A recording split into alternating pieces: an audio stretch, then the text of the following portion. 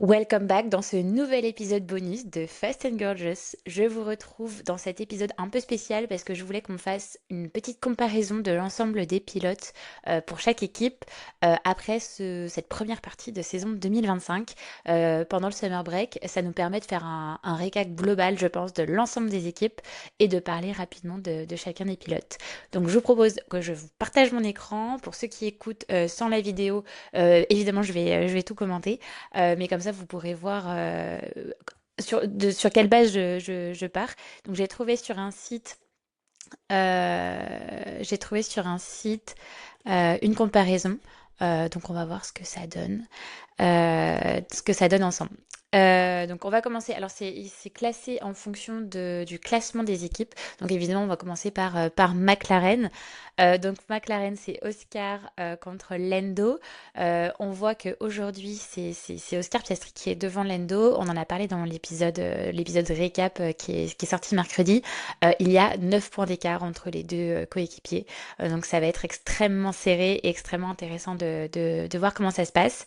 On voit qu'en qualification, c'est plutôt Piastri qui est devant, mais dans les Grands Prix, ils sont plutôt à égalité. Donc c'est assez équilibré et ça annonce en tout cas, je pense, une belle bataille d'ici la fin de la saison 2025. On passe ensuite à Ferrari. Et pareil, là, on en a parlé pas mal pendant l'épisode précédent. On a vraiment Leclerc qui domine, qui domine Hamilton. Donc en qualification, partout, hein, même, sauf bon, évidemment en Grand Prix, mais bon, c'était un autre sujet. C'est assez marquant. Comme comparaison, on voit que Hamilton a vraiment de grosses difficultés à approcher de Leclerc. Bon, ils sont cinquième et sixième, ce qui est quand même pas mal, mais je pense que c'est grâce à la performance de la voiture plutôt de manière générale que leur talent de pilote uniquement. Donc à voir. Voilà, c'est ce que je disais. Hein, j'ai hâte de voir comment Hamilton va évoluer et j'aimerais bien que Leclerc puisse monter et remporter un Grand Prix cette année aussi. Je pense que ça serait pas mal pour lui. On passe ensuite à Red Bull avec Max Verstappen contre Yuki Tsunoda. Bon là, il y a pas photo. Même si Tsunoda, sur les derniers GP, a un peu remonté la barre, on va dire. Mais là, vraiment, Verstappen, et il éclate, il éclate Tsunoda complètement. Euh, Comme je disais à nouveau, parce que j'en ai déjà parlé dans l'épisode précédent, enfin dans le récap de l'été 2025, on va voir comment Laurent Mekies gère ça, comment il va s'adapter enfin comment il va mettre en place quelque chose qui va permettre d'avoir deux baquets qui fonctionnent. Parce que ce qu'on disait souvent dans ce podcast, c'est que chez Red Bull, ça fonctionne bien pour Verstappen, mais ça ne fonctionne pas pour le second baquet, puisque Tsunoda, rappelez-vous, a remplacé Lawson des 2 ou 3 GP de la saison 2025. Donc, à voir comment ça se passe, mais là, il n'y a pas photo. On passe ensuite chez Mercedes où et également Russell éclate complètement Kimi Antonelli. Alors bon, Kimi Antonelli c'est un rookie. Russell c'est sa troisième saison pardon chez Mercedes, donc il connaît bien la voiture. Il y a quand même une grosse différence entre les deux pilotes. J'avoue que j'attendais peut-être un peu plus de la part d'Antonelli, euh, vu les expectations qui étaient celles de Toto Wolff en fait. Donc à voir, il y a quand même beaucoup d'écart de points. Est-ce qu'ils vont essayer de remonter? Est-ce qu'ils vont rééquilibrer? Ça c'est à voir, mais pour le coup, Russell domine carrément Antonelli. Donc bon, c'est normal, mais j'attends de voir quand même Antonelli. Moi, je pense que ça peut être un pilote qui peut faire de belles choses. Et on passe ensuite à Williams, où là, alors c'est assez équilibré, même si Albon, pour le coup, a vraiment le lead sur Sainz, notamment en termes de points et en termes de classement pilote. Bon, à nouveau, Albon, lui, ça fait très longtemps qu'il connaît la voiture Williams et qu'il connaît l'équipe. Sainz, c'était sa première saison. Je trouve qu'il s'est plutôt bien adapté. Là, sur les derniers GP, ça se voyait qu'il était plutôt à l'aise. Mais à voir. C'est vrai que Sainz, enfin, je pense que pour lui, ça doit être quand même une grosse déception. Enfin, j'en ai déjà parlé au tout début, hein, mais passer de Ferrari à Williams, ça doit faire bizarre.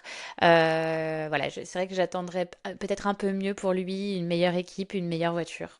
Même si Williams, hein, entendons-nous, hein, ils sont très bien, mais voilà, en termes de performance, je trouve que ça ne correspond pas au talent de pilote de Sainz, en tout cas de ce qu'on avait vu chez Ferrari sur les saisons précédentes.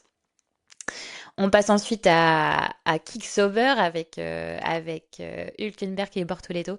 Alors, Kick-Sauber, ils ont une saison assez drôle quand même parce que, bon, ça a très mal commencé, puis on a eu des super éclats, le premier podium d'Hülkenberg à Silverstone, donc vraiment assez drôle. Donc en qualification, on a Hülkenberg qui est pas bon, clairement, et Bortoleto est plutôt meilleur. Par contre, Hülkenberg domine Bortoleto, son coéquipier en Grand Prix. Bon, c'est assez logique à nouveau puisque Bortoleto est aussi un rookie comme Antonelli. Mais il a fait de belles choses. On a vu de beaux dépassements. Donc à voir un peu la suite, sachant que du coup donc Sauber va être repris va devenir l'équipe Audi. Donc à voir comment ça va être géré, comment ça va se passer. Et Hülkenberg est quand même neuvième hein, au championnat pilote, grâce notamment, je pense, à son podium à Silverstone. C'est pas si mal, donc à voir, même si là, voilà, il y a un déséquilibre en faveur d'Hülkenberg. Passons à Racing Bull avec mon nouveau chouchou, même si Ocon reste dans mon cœur, ne vous inquiétez pas. Mais mon nouveau chouchou, Isaac Hadjar, qui domine complètement Liam Lawson, on va dire en termes de résultats. Même si par contre en termes de points, ils sont donc à 22 et 20, donc ils sont très très proches. Donc Hadjar, on a vu que c'est un pilote extrêmement stable en fait. Il est posé, il conduit très bien, très intelligemment. C'est vraiment très agréable de le suivre, moi je trouve, hein, de le suivre en tant que pilote, en tant que personne. Lawson, c'est plus compliqué, effectivement. Donc, déjà, il y a eu le downgrade entre Red Bull et Racing Bull. Ça fait toujours mal, en vrai. Enfin, même si c'est des pilotes, ils ont un mental d'acier, ça fait mal toujours de se faire dégrader de l'équipe mère à l'équipe fille, ou sœur, comme on veut. Et c'est pas top top. Par contre, moi, ce que j'ai bien aimé, c'est que sur sa mentalité, ça a un peu changé. Il était très arrogant en début de saison. Et là, j'ai l'impression qu'il joue un peu plus le jeu de l'équipe. Il joue avec Adjar. Et je trouve que ses résultats aussi ont un peu amélioré sur cette première partie de saison. Sur les derniers GP. Donc, à voir sur la suite, sur l'avenir des deux, là, je ne sais pas. C'est vrai que, bah, on en parlait aussi dans l'épisode d'avant, Adjar serait présenté chez Red Bull. Mais à voir comment ça va se passer, est-ce qu'ils vont garder Lawson, voilà. Comment tout ça va évoluer, j'ai hâte de savoir, surtout avec la nouvelle réglementation, les nouvelles voitures, etc. À voir. Et on passe avec Aston Martin.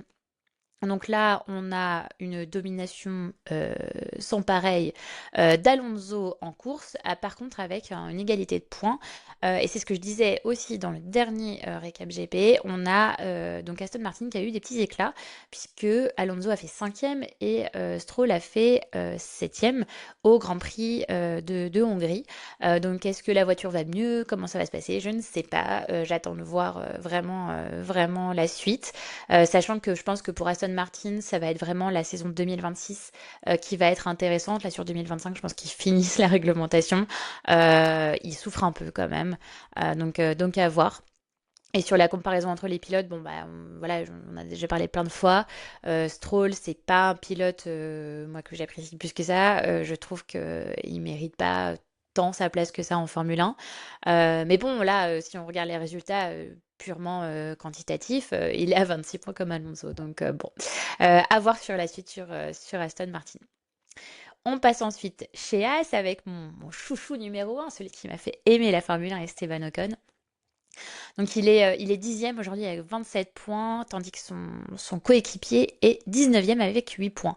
Donc on a une domination de Ocon sur Oli Berman qui est assez claire, même si je trouve parfois qu'ils étaient quand même assez proches. Voilà, enfin, ils sont assez proches en termes de performance, même parfois en termes de qualification. Je pensais que Oli aurait été devant, parce que je trouvais que Esteban avait plus de mal parfois en qualification, en tout cas pour trouver les solutions pour se qualifier, pour avoir des bonnes qualifications. Je crois pour moi, Oli avait plus de Q2 Q3 que Esteban. Mais bon, voilà, ça c'est comme ça. Sachant que à nouveau, Oliverman est un rookie. Moi, je trouve qu'il conduit plutôt bien. J'aime bien ce duo. Donc Esteban, évidemment, je l'adore en tant que pilote, mais j'aime bien ce duo. Je trouve que c'est pas mal.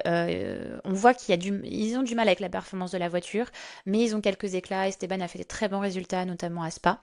C'est un circuit qu'il connaît très très bien. Non, non, j'étais assez contente. Donc j'attends de voir la suite. J'aimerais bien que les performances s'améliorent pour vraiment voir, je pense, le potentiel des deux pilotes. Parce que là, je trouve que, je pense en tout cas qu'avec les difficultés qu'il y a sur les voitures, ça vient desservir, ou en tout cas, ça ne permet pas aux pilotes d'illustrer leur talent. Donc à voir sur la suite pour As. Et pour finir, voici l'équipe dont on ne doit pas prononcer le nom, je vous rappelle. Donc c'est Alpine qui est donc dernière du championnat constructeur. Très très compliqué pour Alpine, très très compliqué pour Colapinto, donc qui est dernier avec 0 points. On a Gasly qui, pour le coup, fait de bons résultats. En tout cas, je trouve qu'il optimise extrêmement bien sa voiture. Et ça, bah, ils en parlent pas mal. Bon, j'ai encore oublié le nom des commentateurs de Canal+. Il faudrait que je vérifie la prochaine fois.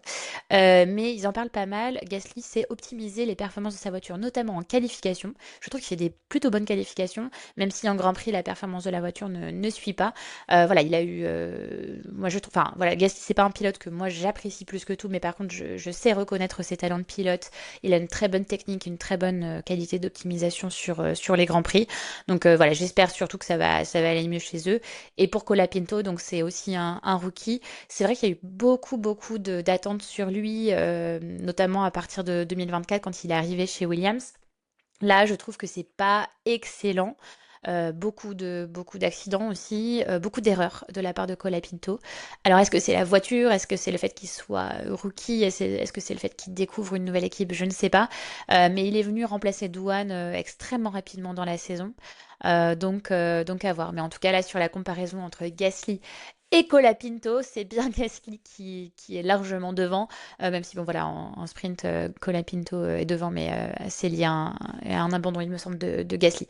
Donc voilà, donc j'attends de voir la suite.